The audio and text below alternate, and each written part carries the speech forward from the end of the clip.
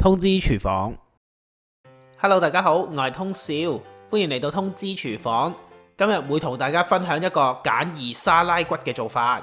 如果大家屋企有焗爐或者氣炸鍋嘅話，基本上連鑊都唔使開就煮到噶啦。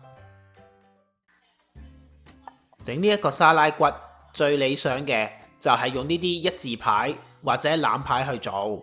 喺香港嘅朋友當然可以喺豬肉檔叫啲靚仔幫你切開一條條啦。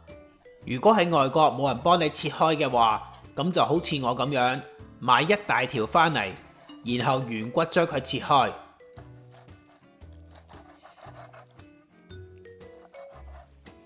將啲排骨洗乾淨抹乾就可以拎去醃㗎啦。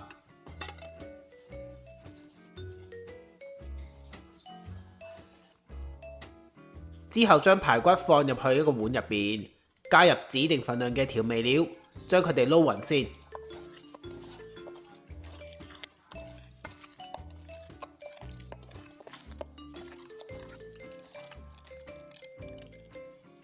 我為咗令到個排骨更加鬆軟多汁好食嘅話，我會額外加啲乳酪落去一齊醃。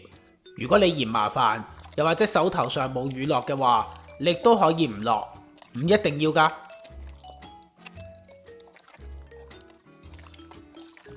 啲排骨撈好晒醃料之後，最好都醃佢1個小時，甚至更長嘅時間就更加好啦。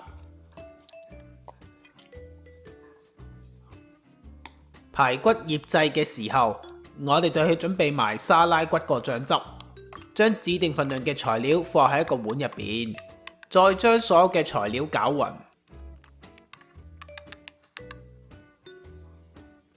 然後就要準備一啲新鮮嘅檸檬汁。將新鮮嘅檸檬汁加喺沙拉汁入邊攪勻佢，先試一試味。如果發覺唔夠酸嘅話，就不妨加多少少落去。試好晒味之後，我哋就將個沙拉汁放返喺雪櫃嗰度冷藏，等陣間先再用。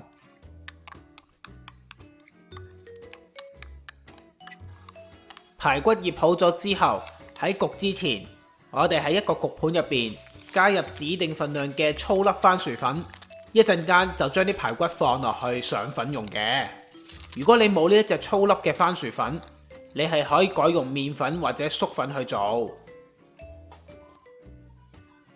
將醃好嘅排骨放喺粗粒嘅番薯粉堆入邊，用番薯粉好好包實成條排骨，然後就可以放埋一邊，等10分鐘左右先拎去氣炸。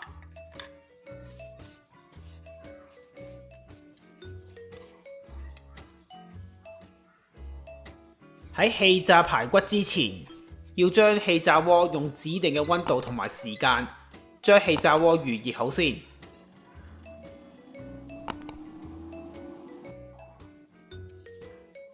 氣炸鍋預熱好之後，就喺入邊鋪一張牛油紙，再將頭先上好粉嘅排骨放喺氣炸鍋入邊。排骨其實係有兩面嘅，一面係全部都係肉，一邊就係骨。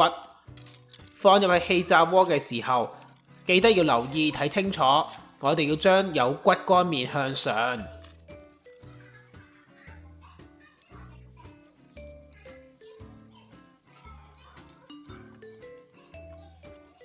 喺排骨上面薄薄地搽一層油上去，再用指定嘅溫度同埋時間，將有骨嗰面氣炸好先。至於焗爐同埋油炸嘅做法，我就已經寫咗喺我文字食譜嗰度，如果大家有需要嘅話，可以去睇下參考一下。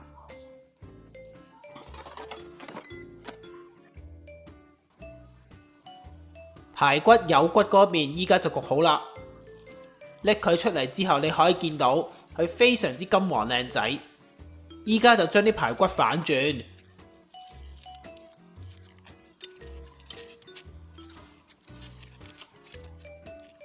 我見到我啲排骨喺表面都仲有啲油份喺度，所以呢，我就唔需要再掃油上去啦。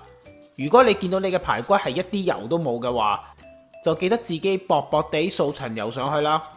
然後用指定嘅溫度同時間，將有肉嗰面都焗到金黃靚仔。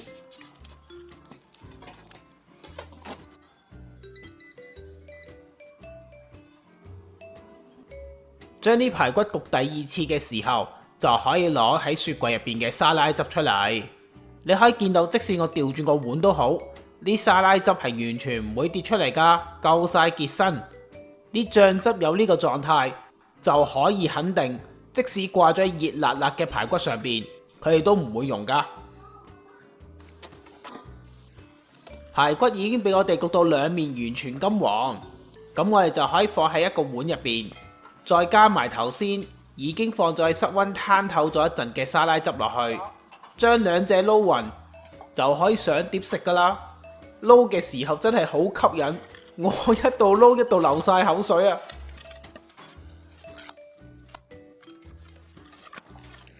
各位觀眾，金黃鬆脆、完美嘅沙拉骨完成啦！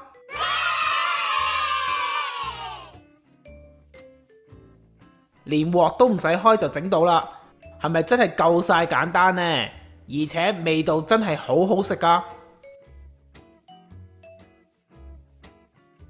個醬汁經過我改良之後，保證只用喺口唔用喺手，大家就快啲執齊材料跟我試一次啦，包你有驚喜啊！呢個沙拉骨真係非常簡單易做。醃製排骨嘅時候，我落咗啲乳酪落去，唔單止會令到啲肉質比較鬆軟同埋多汁，氣炸完又或者油炸完出嚟嘅脆皮會更加酥脆一啲噶。我用粗粒番薯粉去包住啲排骨，你冇或者嫌麻煩，可以改用翻粟粉或者麵粉去代替，不過當然焗完之後就唔會夠粗粒番薯粉咁脆啦。沙拉骨個醬汁入邊嘅煉奶必須經過冷藏，佢先會結身同埋冇咁容易溶喺啲排骨上面噶。